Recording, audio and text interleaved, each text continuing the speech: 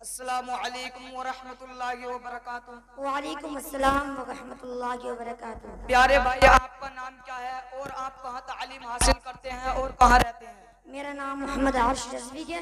میں برکات اسلام مدرسہ مقصودیہ میں تعلیم حاصل کرتا ہوں اور ملک جمعہ والی میں رہتا ہوں۔ اور پیارے بھائی، آپ بتائیں آپ کا نام کیا ہے اور کہاں تعلیم حاصل کرتے ہیں اور آپ کہاں رہتے ہیں؟ میرا نام محمد اویس رضا ہے اور برکات اسلام مدرسہ مقصودیہ میں تعلیم حاصل کرتا ہوں، موضع گلڑیا میں رہتا ہوں۔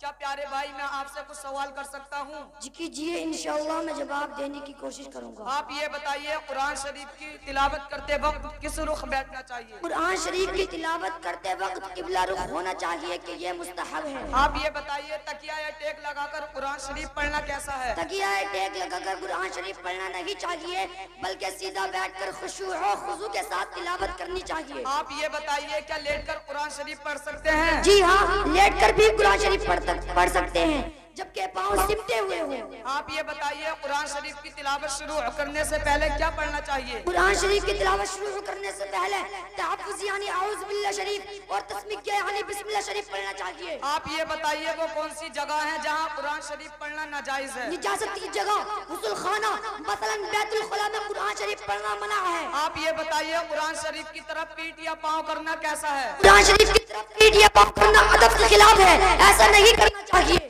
آپ یہ بتائیے، قرآن شریف کی تلاوت کے دوران جماغی آ جائے تو کیا کرنا چاہیے؟ قرآن شریف کی تلاوت کے دوران اگر جماغی آ جائے تو تلاوت موقوف یعنی بند کر دے، کیونکہ جماغی شیطانی اثر ہے۔ آپ یہ بتائیے، قرآن شریف کی تلاوت کے دوران پیر صاحب، عالم دین یا استاد صاحب یا والدین میں سے کوئی آ جائے تو کیا ان کی تعظیم کے لیے کھڑے ہو سکتے ہیں؟ جی ہاں، تلاوت موقوف کر کے ان کی تعظیم کے لیے کھڑے ہو سکتے ہیں۔ آپ یہ بتائیے، بعض لوگ کہتے ہیں اگر قرآن شریف کھلا ہوا ہو تو اسے شیطان پڑھتا ہے، اس کی کیا حقیقت ہے؟ یہ بات غلط ہے اور اس کی کوئی اصل نہیں۔ آپ یہ بتائیے، قرآن شریف کو جزدان یا غلاف میں رکھنے کا کیا حکم ہے؟ قرآن شریف کو جزدان یا غلاف میں رکھنا جائز ہے۔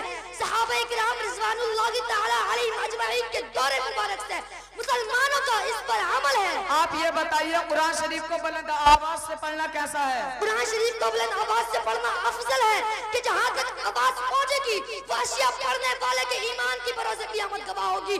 البتہ اس بات کا خیال رکھا جائے کسی نمازی بیمار یا سونے والے کو تکلیف نہ پہنچے۔ آپ یہ بتائیے، قرآن شریف کی تلاوت سننے کے بجائے باتیں کرنا یا ادھر ادھر دیکھنا کیسا ہے؟ قرآن شریف کی تلاوت خاموشی اور توجہ سے سننا چاہیے، اس دوران گفتگو کرنا گناہ ہے۔ آپ یہ بتائیے، بہت سے اسلامی بھائیوں کا قرآن خوانی وغیرہ میں بلند آواز سے قرآن شریف پڑھنا کیسا ہے؟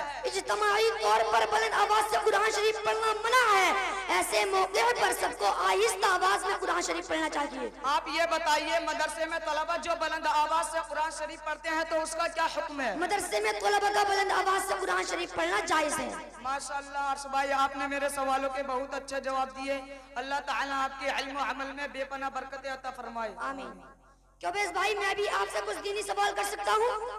کیجئے عرش بھائی، انشاءاللہ میں آپ کے سوالوں کے جواب دینے کی کوشش کروں گا۔ تو آپ یہ بتائیے، زکوٰۃ کسے کہتے ہیں؟ مال کے ایک مخصوص حصے کا جو شرع نے مقرر کیا ہے اللہ کے لیے کسی مسلمان فقیر کو مالک بنا دینا، بشرطے کہ وہ فقیر ہاشمی نہ ہو، زکوٰۃ کہلاتا ہے۔ چوبیس بھائی، آپ یہ بتائیں زکوٰۃ کس سن میں فرض ہوئی؟ زکوٰۃ 2 ہجری میں فرض ہوئی۔ آپ یہ بتائیں زکوٰۃ کی لغو پر فرض ہے؟ چند شرطوں کے ساتھ مالدار مسلمان پر فرض ہے۔ آپ یہ بتائیں وہ چند شرطیں کیا ہیں؟ وہ چند شرطیں یہ ہیں: بالغ ہونا، عاقل ہونا، آزاد ہونا، نصاب کا مالک ہونا، نصاب کا قرض سے فارغ ہونا، نصاب کا حاجت اصلیہ سے فاضل ہونا، مال کا نامی ہونا اور مال پر سال گزرنا۔ چوبیس بھائی، آپ یہ بتائیں صاحب نصاب کون ہے؟ جو آدمی 52.5 تولہ چاندی یا 7.5 تولہ سونا، ان دونوں میں سے کسی ایک کی قیمت کے برابر روپیہ پیسہ یا سامان تجارت کا مالک ہو، وہ صاحب نصاب ہے۔ آپ یہ بتائیں انبیاء کرام پر بھی زکوٰۃ فرض ہے؟ انبیاء کرام پر زکوٰۃ بالاجماع فرض نہیں۔ انبیاء کرام کے مال پر زکوٰۃ کیوں فرض نہیں؟ انبیاء کرام کے پاس جو کچھ ہوتا گے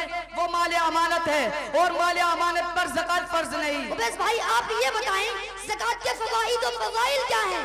ماشاءاللہ عرش بھائی، آپ نے وقت کی نبض دیکھ کر بہت عمدہ سوال کیا گیا۔ اکثر لوگ زکوٰۃ نہیں نکالتے جس کی وجہ سے ان کا مال پاک و صاف نہیں ہوتا اور نماز جیسی عبادت بھی قبول نہیں ہوتی۔ پیارے بھائی، زکوٰۃ کے بہت سے فوائد و فضائل ہیں ان میں سے میں کچھ بیان کرنے کی کوشش کرتا ہوں۔ زکوٰۃ دینا تکمیل ایمان کا ذریعہ ہے۔ زکوٰۃ دینے والے پر اللہ کی رحمت کی جھما جھم برسات ہوتی ہے، جیسا کہ اللہ تعالیٰ نے سورہ اعراف میں ارشاد فرمایا وَرَحْمَتِي وَسِعَتْ كُلَّ شَيْءٍ فَسَأُكْتِبُهَا لِلَّذِينَ يَتَّقُونَ وَيُؤْتُونَ الزَّكَاةَ۔ زکوٰۃ دینے سے تقوی حاصل ہوتا گے، زکوٰۃ دینے والا کامیاب لوگوں کی فہرست میں شامل ہوتا گے۔ زکوٰۃ ادا کرنا اللہ تعالیٰ کے گھروں یعنی مساجد کو آباد کرنے والے کی صفات میں سے ہے۔ زکوٰۃ ادا کرنے سے غریب اسلامی بھائیوں کی ضرورت پوری ہو جاتی ہے۔ زکوٰۃ دینے سے مال پاک و صاف ہو جاتا ہے۔ زکوٰۃ دینے سے لالچ و بخل جیسی بری صفات سے اگر دل میں ہو تو چھٹکارا پانے میں مدد ملتی ہے اور سخاوت و بخشش کا محبوب وصف مل جاتا ہے۔ زکوٰۃ دینے والے کا مال کم نہیں ہوتا بلکہ دنیا و آخرت میں بڑھتا ہے۔ زکوٰۃ دینے والا شر سے محفوظ ہو جاتا ہے۔ زکوٰۃ دینا حفاظت مال کا سبب ہے۔ حکیم الامت حضرت مفتی احمد یار خان علی کی رحمت و رضوان فرماتے ہیں زکوٰۃ دینے والے کی زکوٰۃ کم نہیں ہوتی، ہر سال بڑھتی رہتی ہے، یہ تجربہ ہے۔ عبیس بھائی آپ نے میرے سوالوں کے بہت اچھی طرح جواب دیے۔ میں اللہ تبارک و تعالیٰ سے دعا کرتا ہوں کہ اللہ تعالیٰ آپ کے علم و عمل میں بے پناہ برکت عطا فرمائے۔ زندگی نے دیا ساتھ، پھر ہوگی ملاقات۔ اسلام زندہ باد، برکات اسلام مدرسہ مقصودیہ فرید آباد۔ السلام علیکم۔ غلام جیلانی اور محمد ایان، غلام جیلانی محمد ایان، نعرہ تکبیر، نعرہ رسالت، مسلک اعلی حضرت، جشن دستار بندی۔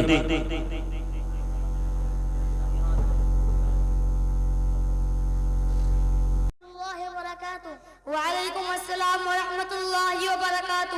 آپ کا نام کیا ہے، آپ کہاں رہتے ہیں اور آپ کہاں تعلیم حاصل کرتے ہیں؟ میرا نام محمد قاسم رضوی ہے، میں برکات اسلام مدرسہ مقصودیہ میں تعلیم حاصل کرتا ہوں، محلہ توڑے پورے میں رہتا ہوں۔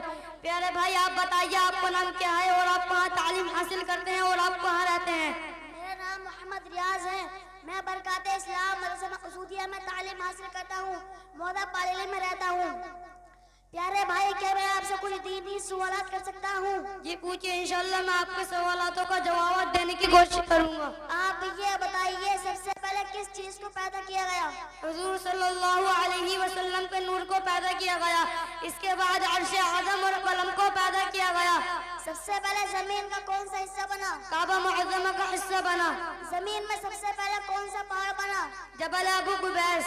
دن اور رات میں سب سے پہلے کس کی تخلیق ہوئی؟ رات کی۔ ساتوں دن میں سب سے پہلے کس دن کی تخلیق ہوئی؟ ہفتے کے دن کی۔ چاند اور سورج میں سب سے پہلے کس کو بنایا گیا؟ سورج کو۔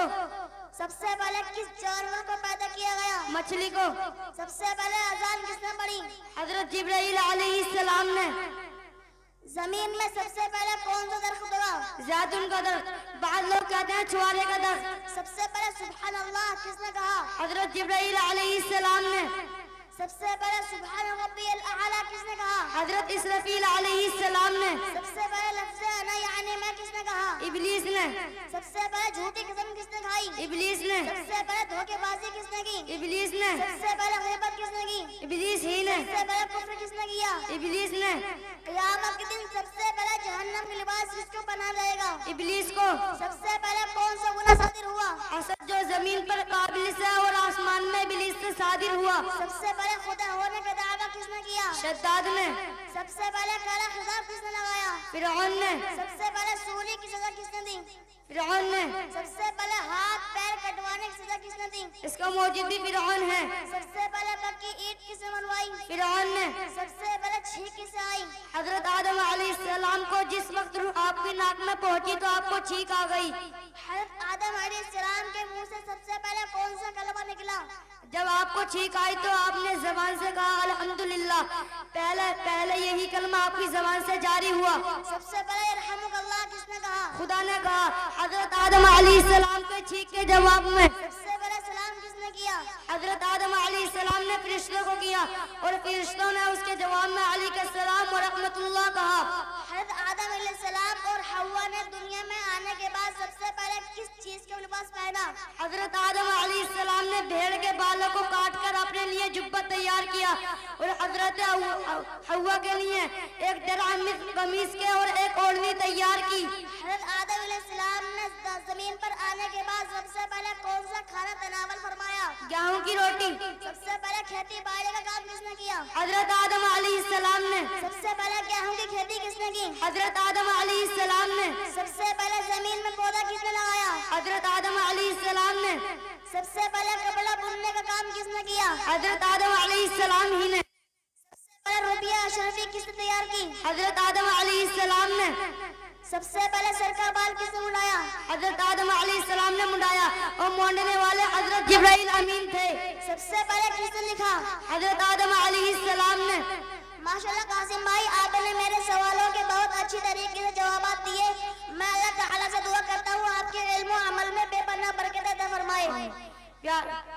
ماشاءاللہ ریاض بھائی، آپ نے مجھ سے بہت اچھے سوالات کیے۔ میں اللہ تبارک و تعالیٰ سے دعا کرتا ہوں آپ کے علم و عمل میں بے پناہ برکت عطا فرمائے۔ زندگی نے دیے ساتھ، پھر ہوگی ملاقات۔ اسلام زندہ باد، برکات اسلام مقصود پائندہ باد۔ السلام علیکم ورحمۃ اللہ۔ السلام علیکم۔